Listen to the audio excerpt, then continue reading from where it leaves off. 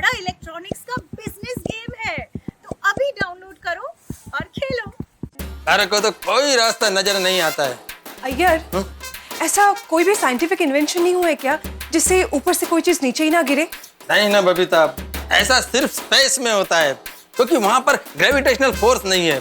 पृथ्वी पर gravitational force बहुत strong है, ऊपर से छोड़ा हुआ चीज नीचे गिरता ही है। I know. आज अपना साइंटिस्ट कृष्णन सुब्रमण्यम अय्यर खोज करके ऐसी मशीन बनाता जिसमें हम अपनी प्रॉब्लम डालते और ढेर सारे सॉल्यूशन निकल आते। ओए ओए, ऐसा करने का तो टाइम ही नहीं है। वो टाइम तो बीतता जा रहा है, मेरे को कोई आइडिया क्यों नहीं आ रहा है? आइडिया प्लीज आ जा, प्लीज आ जा। रोशन शांत है जब आइडिया चौकस आएगा, लेकिन थोड़े ठंडे दिमाग से सोचा। सुनिए, वो ठंडे दिमाग से मैंने एक कोई आइडिया आ रहा है यार। बोल बोल कि मैं हेलीकॉप्टर ले जाके उस बादल डॉल के फार्म हाउस पर धावा बोल दूं, उन सबको ऐसा मजा चखाऊं, ऐसा मजा चखाऊं कि उन सबको अपनी नानी दादी सब याद आ जाए और अपने प्यारे सखा राम को छुड़ाकर हेलीकॉप्टर पे लाकर हमारे पिड़ू को सौंप दूं। रोशन, तू डड्डन खेलो चे खेलो, ये भी चक्रम जी भी आइडिया छोड़नी बाबा, कुछ और सोचना पड़ेगा, नहीं तो बादल डॉन वो बेचारे सखाराम को गिरा देगा। भगवान ना करे अगर बादल भाई ने भिड़े भाई का स्कूटर गिरा दिया तो उनको इंश्योरेंस के पैसे तो मिलेंगे ना। बात पैसों की नहीं है अंजलि, पैसा ही सब कुछ थोड़ा ही होता है, बात भावनाओं की है अंजलि। इंश्योरेंस से स्कूटर का पैसा तो फिर मिल जाएगा, लेकिन आज भावनाओं का कोई मोल नहीं होता। मानती हूँ आपकी बात, पर वो एक स्कूटर ही तो है, नया भी तो ले सकते हैं ना। अंजलि, भिड़े के लिए वो सिर्फ स्कूटर नहीं है, भिड़े को कितना लगाव है सखाराम से। देखो ना, इस स्कूटर का जब रियर व्यू मिरर टूटा था तब भिड़े कैसा हिल गया था। जैसे तुम्हें अपने डाइट फूड से लगाव है, वैसे भिड़े को अपने स्कूटर से लगाव है। तारक, देखो अंजलि, हम मध्यम वर्गीय लोगों के लिए ये निर्जीव चीजें जो हैं वो जिंदगी का हिस्सा होती हैं। भिड़े के लिए वो सिर्फ स्कूटर नहीं है, जीवन का हिस्सा है उसका। भाई अब जैसे कलम, दुनिया के लिए कलम 100 रुपए की होगी, लेकिन मेरे दिल से इसकी कीमत पूछो, अनमोल है ये मेरे लिए। 100 करोड़ों भी इसकी कीमत पूरी नहीं कर सकते। ठीक वैसे ही भिड़े को अपना स्कूटर प्यारा है। एकदम सही कहा तारक आपने। कभी कभी इंसान का अपनी चीजों के साथ भी ना भावनात्मक रिश्ता जुड़ जाता है।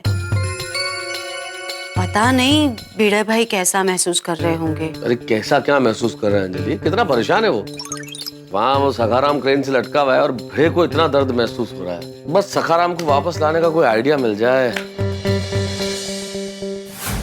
सखाराम को बचाने का कोई आइडिया सूझा?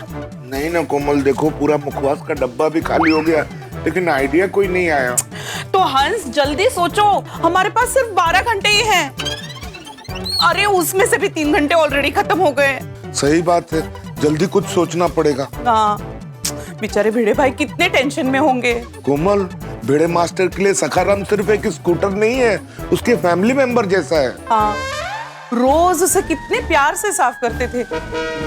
बारिश हो तो कवर चढ़ाते थे और धूप हो तो छाव में पार्क कर देते थे। हाँ, जैसे एक बाप अपने बच्चे का ध्यान रखता है, भिड़े मास्टर अपने सखाराम का वैसे ही ध्यान रखता है। सीरियसली हंस, हाउ आई विश कि कोई समझदारी का इंजेक्शन होता तो तुम उस बादल डॉन को लगाते तो उसकी अक्ल ठिकाने हो जाती। विज्ञान में नए नए प्रयोग हो रहे हैं, वो दिन दूर नहीं जब ऐसा इंजेक्शन भी बनेगा। आई प्रे भिड़े भाई को उनका सखाराम जल्दी मिल जाए और उनकी चिंता जल्दी दूर हो जाए।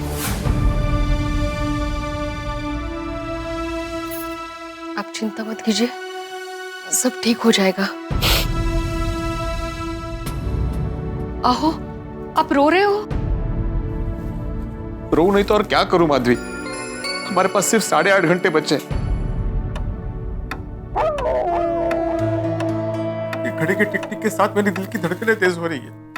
काश के वक्त यही थम जाए, वरना कुछ ही घंटों में हमारे सखाराम का उसके जन्मदिन के दिन ही। आप ऐसा क्यों सोच रहे हो? मेरे सोचने या ना सोचने से क्या होगा माधवी, ना ही हमारे पास 1 करोड़ रुपए आने वाला है और ना ही हमें 8.5 घंटे में कोई आइडिया मिलने वाला है। आप आपके विद्यार्थियों को उम्मीद और आशा का पाठ पढ़ाते हो और अभी आप ही निराश हो रहे हो। निराश ना हो तो क्या करूं माधवी, वो एक तूफान भाई हमारे पास आशा की किरण बन के आए थे, लेकिन क्या हुआ, उसी तूफान ने हमारे खुशियों के दिए बुझा दिए। और रात चाहे जितनी लंबी हो, लेकिन सुबह का सूरज उजाला लेकर आता ही है। आप चिंता मत कीजिए, कोई ना कोई रास्ता जरूर मिलेगा। मिल गया, एक जबरदस्त रास्ता मिल गया। हम बादल भाई को 1 करोड़ की नकली नोट देंगे और सखाराम को वापस ले लेंगे। जब तक बादल भाई को पता चलेगा कि नकली नोट है, तब तक सखाराम गोकुलधाम में होगा। टप्पू, वो बादल डॉन है, डॉन। उसे जरा भी भनक लग गई ना कि नोट नकली है, तो हमारा पीछा करते करते यहाँ तक आ जाएगा। लेकिन बाबा, सखाराम के वापस मिलते ही हम पुलिस में इन्फॉर्म कर देंगे और फिर बादल भाई हमें कुछ नहीं कर पाएंगे। एग्जैक्टली। कुकल बाड़े का डॉन है तो डॉन। उसको 2 मिनट में पता चल जाएगा कि नोट नकली है, और जैसे उसको पता चलेगा ना कि नोट नकली है, वो हमारे सखाराम को ऊपर से नहीं, टप्पू से ना ये आइडिया काम नहीं करेगा। सॉरी। हाँ बाड़ा, कोई बात नहीं, हम कोई और आइडिया सोचते हैं। हाँ। नहीं टप्पू, तुम लोग कोई आइडिया मत सोचो, तुम लोग प्लीज अपनी पढ़ाई पे ध्यान दो। नहीं भिड़े अंकल, जब तक आपको सखाराम नहीं मिल जाता, तब तक हम लोग कहीं और कंसंट्रेट नहीं कर सकेंगे। टप्पू सेना, तुम लोग प्लीज घर जाके पढ़ाई करो, पढ़ाई खराब करके मेरा टेंशन और मत बढ़ाओ।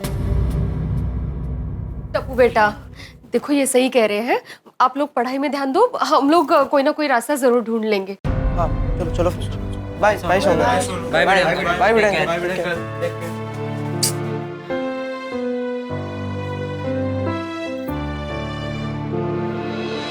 माधवी, तुमने कह तो दिया कि कोई ना कोई रास्ता जरूर निकालेंगे, लेकिन मुझे पता है कि कोई रास्ता नहीं है, कुछ नहीं होने वाला अभी। आप कब से ऐसा निगेटिव क्यों सोच रहे हो?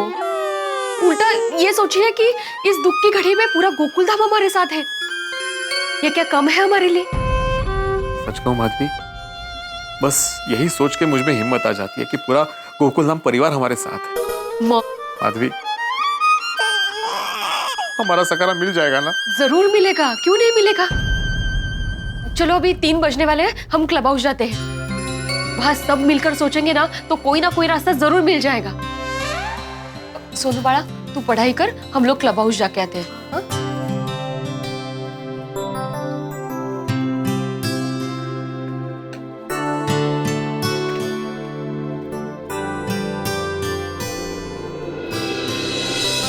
बहुत मिसाइल की स्पीड की तरह भाग रहा और कुछ नहीं सूझ रहा है मुझे। तुझे कुछ सूझ रहा है?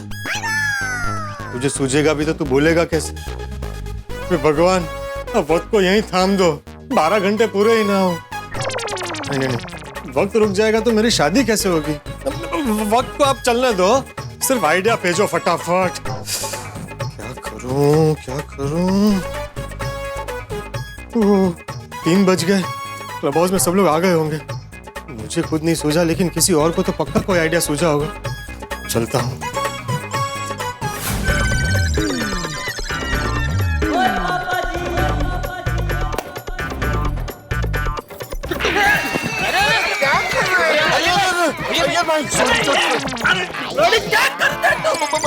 आराम से बैठ के सोचिए ना। बैठ जाओ दोनों, बैठ जाओ दोनों। ध्यान से। बैठो, मुझे सोचना है वो। मेरा तो दिमाग ही काम नहीं कर रहा है। 12 घंटे में से 4 घंटे तो निकल गए। मुझे नहीं लगता अब कुछ होगा। भिड़े मास्टर इतना नेगेटिव नहीं सोचते, कोई ना कोई रास्ता निकल आएगा। अभी मेहता साहब आते होंगे, उनके दिमाग में कोई ना कोई आइडिया जरूर होगा। यस।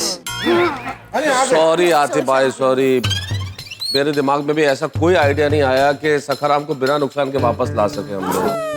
अच्छा, बहुत सोचा, लेकिन क्या करें। चाचा जी, जेठालाल किधर है? अभी तक आया नहीं। उसको जरूर कोई आइडिया दिमाग में आया होगा।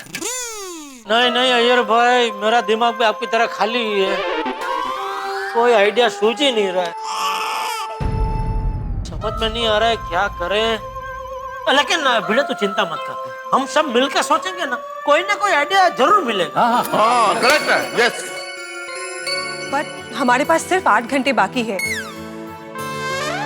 तब तक कोई आइडिया नहीं आया तो? नहीं बबीता जी, आप चिंता मत कीजिए, कोई ना कोई आइडिया मिल ही जाएगा।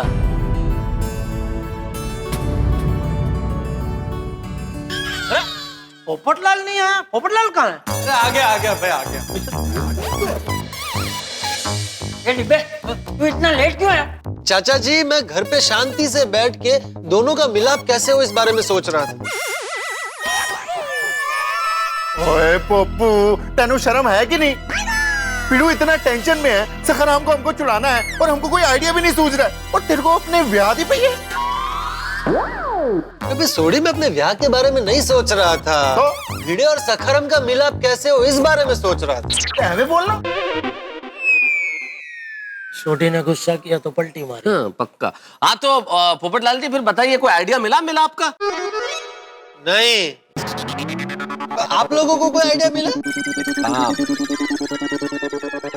अरे अभी एक दूसरे को आइडिया आया, आइडिया मिला, ये सब पूछना बंद करो और शांति से बैठ के कोई आइडिया सोचो।